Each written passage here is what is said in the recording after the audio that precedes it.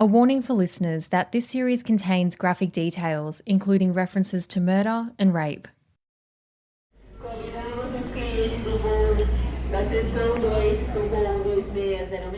It's a manhunt. Up to 180,000 passengers fly in and out of Rome's main airport every single day. But on this day, Italian police are chasing just one man.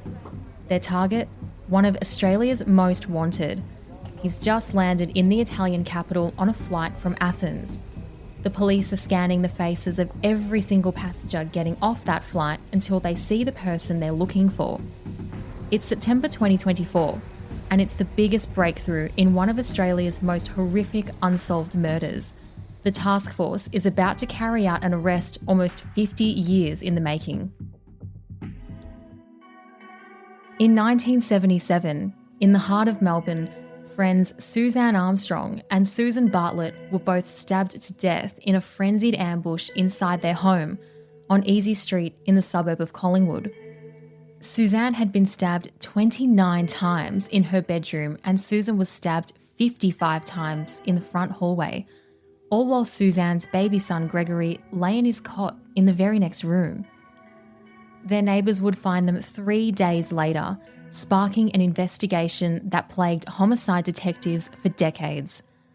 A shearer, a new boyfriend, and even a journalist were all on investigators' list of suspects.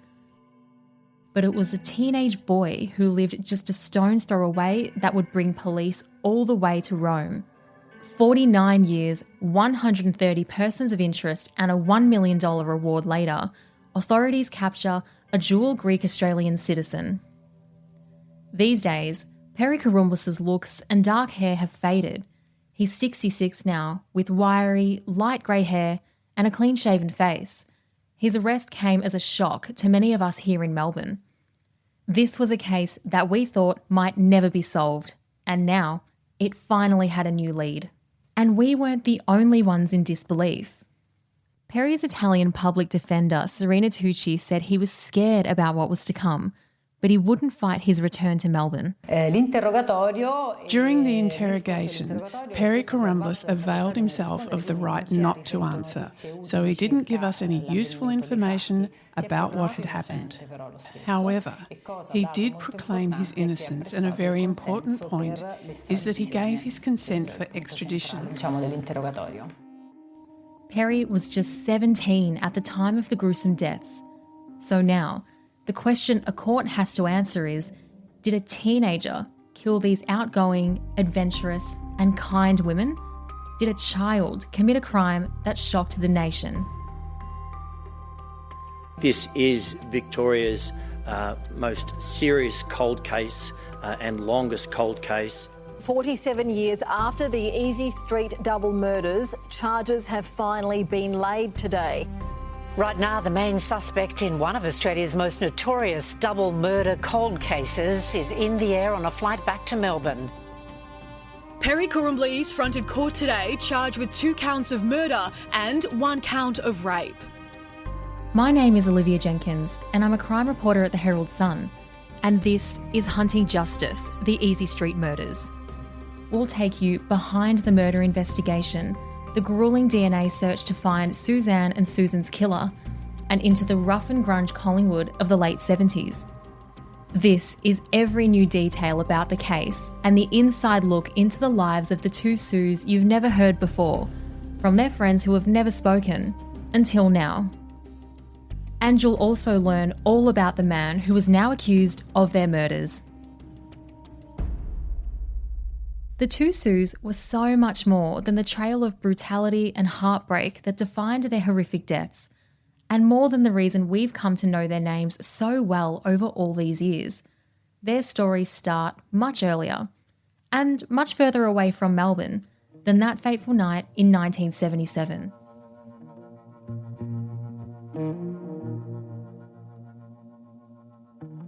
Susan Jan Bartlett was born in 1948 to parents Clifford and Elaine Bartlett. A year later, on the 1st of September 1949, Suzanne Joy Armstrong was born in Euroa, a Victorian country town about 165 kilometres northeast of Melbourne, to parents Bill and Eileen. Bill had been enlisted in the Royal Australian Air Force as an aircraftsman, and he and Eileen had 4 children, Suzanne, her brother Terry, and 2 younger sisters, Gail and Loretta. The Armstrongs had long had firm roots planted in Victoria's northern country towns. Armstrong Avenue in Strathbogie, a 20-minute drive southeast of Euroa, is named after Suzanne's great-grandfather Robinson Armstrong, who served as the Euroa Local Council's president in the late 1880s. Suzanne Armstrong and her family had lived in Violet Town, 20 kilometres north of Euroa, before the family moved to Benalla in the early 1960s. We understand that by the time Sue Bartlett started high school, her mum Elaine was working as a housekeeper for an elderly man who lived in Mitchell Street.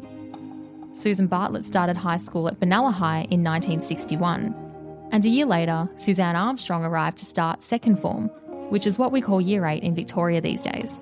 Nice to meet you. Hey, So Warren, nice how to are meet you? you. That's Warren Tucker and Neville Webster. They met as young children at the kindergarten down the street almost 70 years ago, and they've been friends ever since. And they were both good friends with the 2 Sues when they all went to Benalla High School together in the early and mid-60s. They're standing and waving to us on Warren's veranda when I arrive at his neat, single-storey weatherboard home in Benalla on a beautiful sunny day. We did go to kindergarten, didn't we? Yeah. Yeah. Kindergarten's just down the end of the street. It's all very close. Yeah, so we've known each other for a long while. And we haven't had a punch-up as far as I can remember. Like the girls, Warren and Neville were brought up in the country before they were lured to the big city in Melbourne, but the boys' regional ties eventually pulled them back home. They've never shared their memories of the 2 Sues publicly, until now. The Armstrongs lived in the east end of Benalla, and Sue would wave to her dad Bill as he drove past the school gates in his old Mercedes. Both of the Sues, we used to call them the 2 Sues. If you wanted to differentiate between the 2 of them, they were Big Sue and Small Sue. They were both pretty outgoing young girls. Struck up a friendship pretty much straight away. They were in the same group as each other.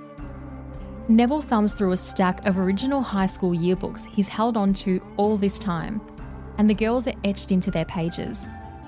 And in a sort of macabre coincidence, Neville points out another face, one that made headlines around the world in a different case, one that would become one of the most publicised murder scandals in Australian history. Smiling along with her classmates for school picture day is a young Lindy Chamberlain, who was in the grade above the 2 Sues and their friends. I just yelled out, has anyone got a torch? Dingo's got my baby.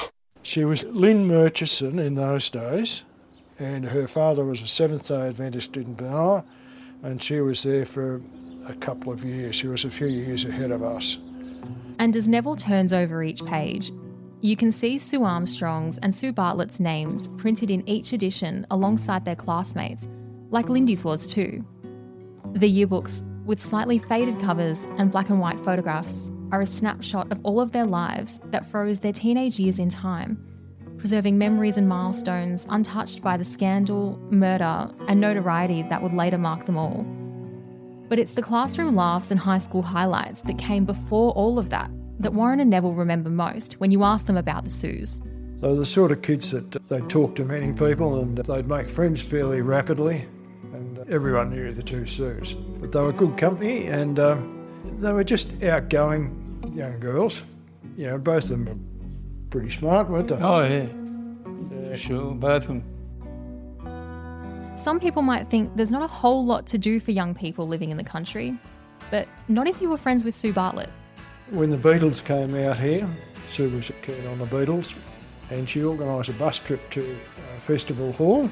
It was one of the big buses, I think, one of the school buses. There would have been a fair few kids that went down there, but she must have organised the tickets and all that sort of stuff, and everyone had a great time. It was one of those memorable sorts of things, but she organised it. So. It's a big, big event, or a lot to organise for a teen and a bunch of her friends. It was pretty amazing for a young person. And when the kids at Benalla High weren't rocking out to the world's biggest bands at one of Melbourne's most iconic venues, there was still plenty of fun to be had back home. Sue Bartlett made sure of it. She was a real organiser.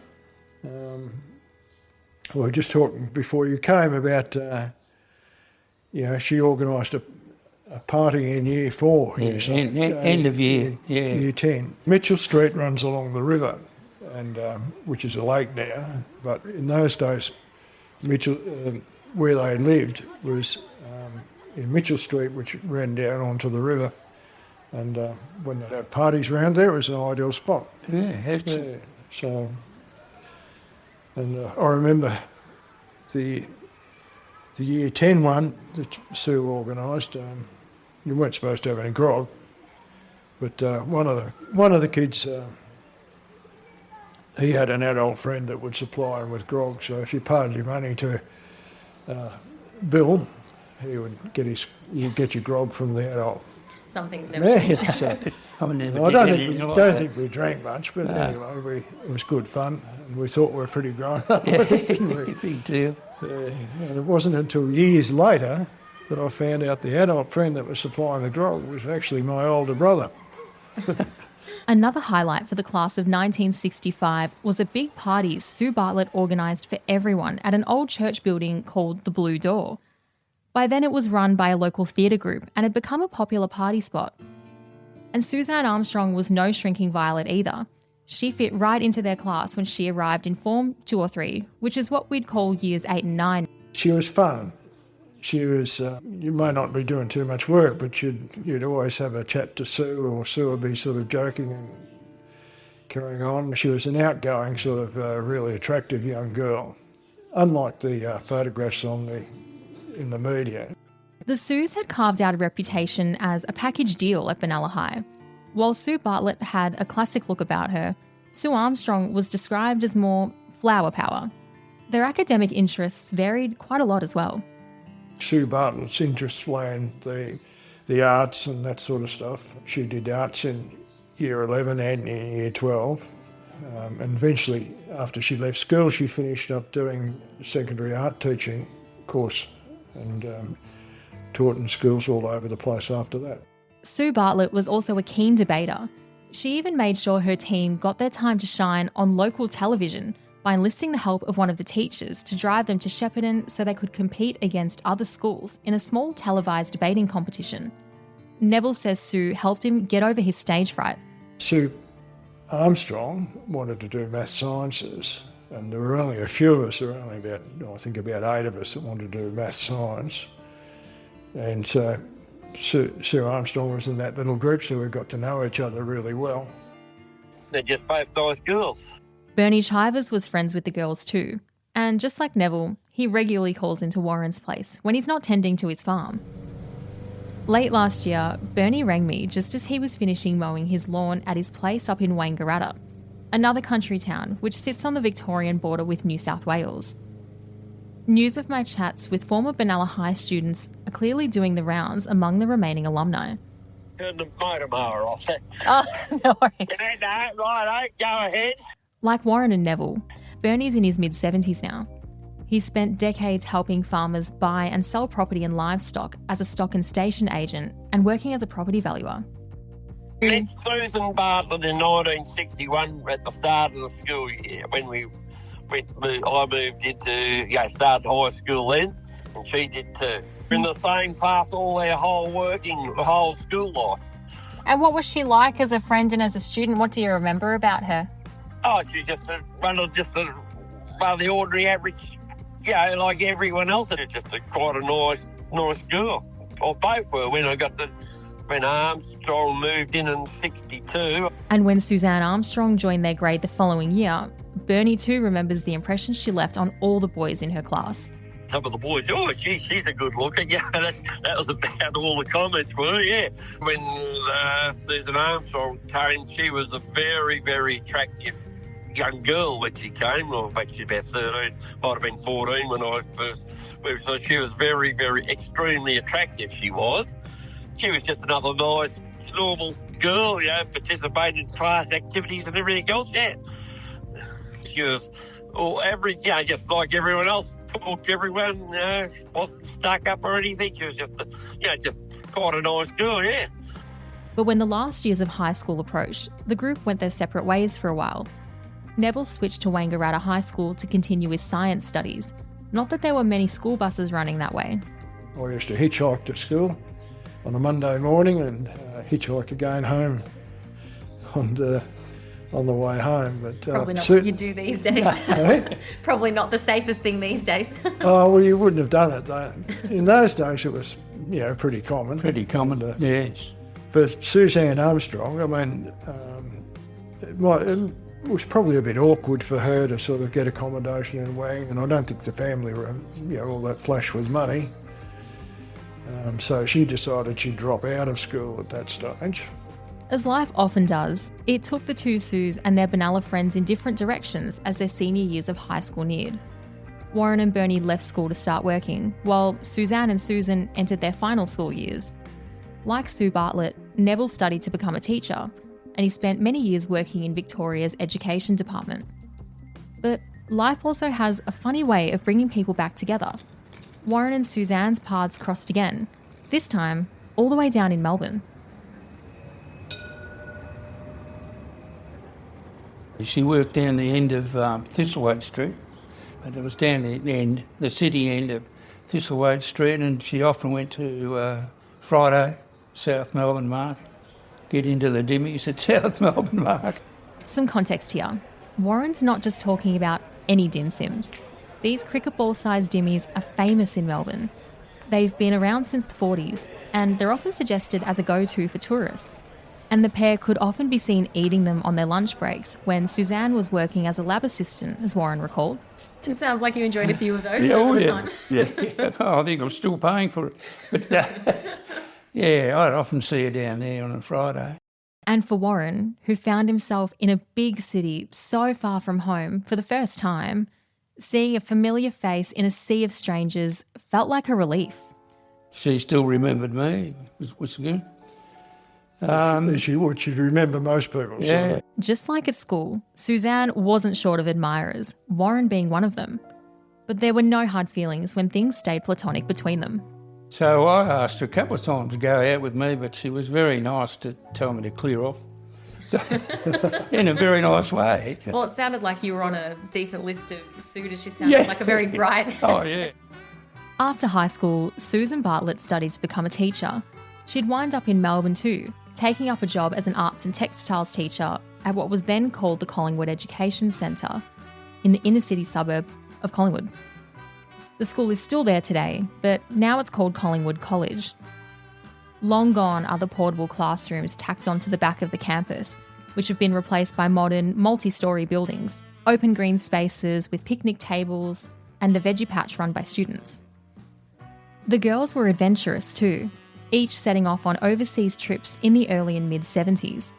Suzanne drove a taxi in the early 70s to fund her travels across America, the United Kingdom and Asia in 1972 and 73. She was adventurous, and at one stage she was driving taxis, and I remember my cousin Andrew said to her, he thought that was a bit risky for an attractive young girl, which she was an attractive young girl in those days. And anyway, oh, no. All good people. She'd always see the good in people. And no one was ever bad. She wouldn't say a bad word about anyone, sort of thing. But anyway, she drove taxis for quite a while, I think. It sort of funded an overseas trip. Meanwhile, Susan set off on her own adventure in Greece. In 1974, the two Sues reunited in Greece and travelled through the islands together before Susan returned to Melbourne and continued teaching at the Collingwood Education Centre in 1975. Suzanne Armstrong stayed in Greece, where she met a fisherman named Manolis Margaritis on the island of Naxos. When Suzanne discovered she was pregnant with her son Gregory, the couple initially made plans to marry. Gregory was born in Naxos in August 1975. But cultural differences and paperwork got in the way, so Suzanne, now a new mum, returned to Melbourne with baby Greg in late 1976. By then, Sue Bartlett's teaching career was well underway. When she wasn't teaching, Sue Bartlett often drove back home to Benalla on the weekends to visit her mother Elaine and younger brother Martin. Neville remembered Sue talking about her brother often because the pair were close, and when she'd arrived back in town, she did it in style. Sue always used to talk very favourably about Martin, and he was the apple of her eye when that was she was good. And in those days, I remember she must have come back up to Benalla. I was in Melbourne too, but come back for the weekend to Benalla every now and again. And she was driving a little TR3 Triumph sports car, convertible. Very flash, very cool. And she was which was, typical her. You wouldn't just buy an ordinary old Corolla or something like that. She bought something a bit fancier than that. And I remember she took me home in the TR3, which was pretty special. I thought that was great. So I don't think I had a car at that stage even, but she was all right. With both of the Sues and Greg now back in Melbourne, they eventually decided to move in together. In October, they rented a single-storey workers' cottage in Collingwood at 147 Easey Street. The house still stands today. It's a stone's throw away from the Victoria Park train station. Remember that for later. And Collingwood's main retail and cafe precincts on Johnston and Smith Streets. And just 4 blocks away, a teenage Perry Korumblis was living in a house in Bendigo Street with his parents and 2 brothers. The Korumblis household was just a 250-metre walk from the 2 Sues' house on Easey Street. For more information about where these locations are, links are in the description of this episode. Suzanne was devoted to Greg and wanted to earn enough money to support him. She worked odd jobs, including a casual stint as a cleaner at a doctor's surgery, and received what was then called, in a sign of the times, an unmarried mother's allowance from the state government. The girls seemed to be enjoying their new setup. Their neighbour, Robert Sellers, who lived 2 doors away, told our newspaper in 1977. There was no noisy parties, but the music was always loud. Robert, like quite a few people in this story, has passed away, making voices from the time few and far between. And when you hear their words, they'll be voiced by actors like his were. The 2 Sues had come a long way since their small town country upbringing. They'd seen the world, and now they were ready for something bigger. But settling there after their trek from the country and their overseas adventures landed them in the middle of an underbelly that was thriving in their own neighbourhood. In just a matter of weeks, their new beginning would come to a brutal end. The black eyes, it was kind of, he's got these hooded eyes, and they're quite black and sparkly. It is said by some that there was nothing you could not buy from the Collingwood Housing Commission flats, including machine guns. This show is hosted, researched and written by me, Olivia Jenkins. It was produced, edited and written by Jonty Burton. Our video producer is Daniel Coates. Our graphic designers are Kirko Dwyer and Sean Lee. Geordie Atkinson is our executive producer. You can find all of our coverage of this case at huntingjustice.com.au. You can also find every article, video and episode of this series, as well as the crime stories Melbourne cares about most, by joining our Facebook group, Herald Sun Crime and Courts. If you have questions, feedback, or something you think we should know, get in touch with us anytime. Our email address is heraldsuncrime@news.com.au, or you can contact me securely. Those details are in the show notes.